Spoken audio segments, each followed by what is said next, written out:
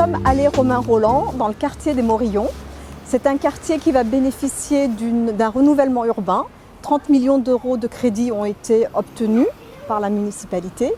Et ce renouvellement urbain suppose des destructions de logements. Nous allons aller à la rencontre des dames qui habitent dans ces logements qui ont vocation à être détruits. Allons-y.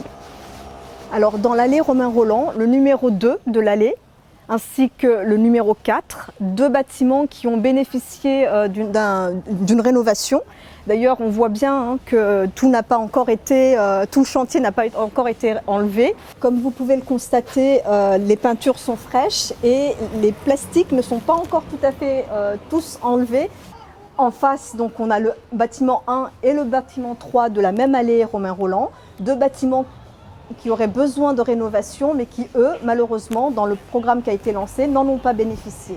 Moi, je ne suis pas contente parce que là, on a réhabilité le 2 et le 4, c'est un fait. Mais en apprenant que ça allait être démoli, je ne comprends pas que cet argent a été inutile, qui aurait pu servir pour autre chose.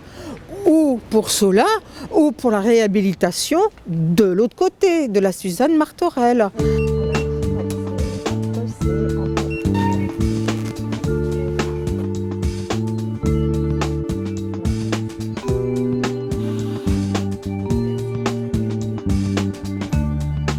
Bonjour mesdames, merci de nous accueillir chez vous. Bonjour. Bon, écoutez, si vous voulez prendre place. Au début, nous avons été informés que ce quartier allait être rénové en thermique, donc avec des interventions à l'intérieur du logement sur la salle de bain, donc plus de baignoire mais de douche, sur l'électricité. Les travaux commençaient.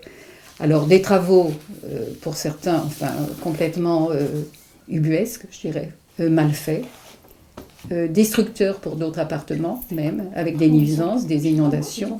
Nous avons reçu un courrier comme quoi ces deux appartements, ces deux bâtiments, du 2 et du 4, allaient être détruits, sans savoir d'ailleurs qu'il y en avait d'autres d'inclus. À la réunion de septembre, a confirmé que ces logements allaient être détruits, donc avec beaucoup de mépris d'ailleurs, beaucoup d'arrogance, dédain, je dirais pas arrogance, non, mais dédain de M. Guégan d'ailleurs, qui avait un comportement très, très étonnant pour quand même un président de PH. Voilà, et nous confirmons qu'il y aurait effectivement cette destruction avec un relogement, possible, pris en charge. Proposition, nous disant, dites-nous où vous voulez aller et nous verrons. Apparemment, d'après la réunion, c'est eux qui vont nous faire les propositions. Donc nous on attend. Et apparemment, j'ai entendu dire qu'il y a une personne qui a eu un logement, je sais pas où. Je ne sais pas. Alors je sais pas quelle démarche elle a fait. Non, je ne sais pas. Je sais pas. C'est complètement aberrant. Et en plus, on se dit, mais on nous prend vraiment pour des cons. Hein, je vais pas parler vulgairement, mais ça je vais le dire. On nous prend vraiment pour des moins que rien. Alors que je pense qu'on est des gens honnêtes, on paye nos loyers, on fait attention à tout ce qu'il y a autour de nous. Moi, je trouve ça un mépris. Je trouve que c'est vraiment du mépris. Lorsque nous nous déplaçons, la plupart du temps pour X raisons, nous n'avons pas les informations.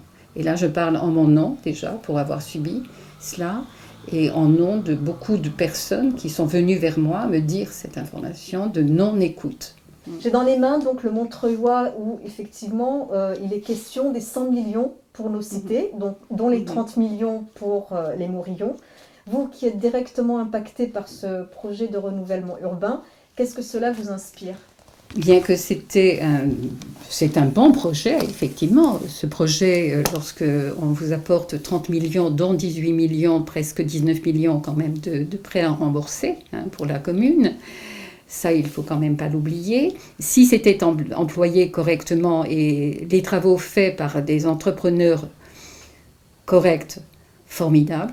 À ce titre, effectivement, ça fait envie, quoi. 100 millions pour nos cités, on se dit bravo. Disons, la ville elle fait beaucoup de choses. C'est bien. Et quand on va voir dans les pages et qu'on prend en considération les gens qui vivent même dans les quartiers, ce titre est merveilleux. Moi, franchement, je vois ça, je me dis, oh là là, à Montreuil, ils font des belles choses. Mais simplement, quand on va voir on voit que ça se passe pas du tout comme ça. Dans la réalité, c'est autre chose.